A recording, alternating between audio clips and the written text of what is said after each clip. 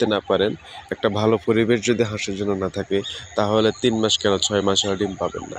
সুতরাং black hole হাঁসের যত্ন নেওয়ার দিকে সবথেকে বেশি যে জিনিসটা দেখতে হবে সেটা হচ্ছে উত্তম বাসস্থান এবং ভালো সুষম খাদ্যের সরবরাহ করা।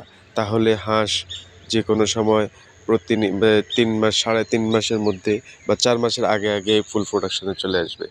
এর বিকল্প অন্য কোনো ব্যবস্থায় যদি ব্ল্যাক হোল হাঁস পালন করা হয়, তাহলে কখনো 3.5 মাস 4 মাস 5 মাস আর ডিম আসবে না।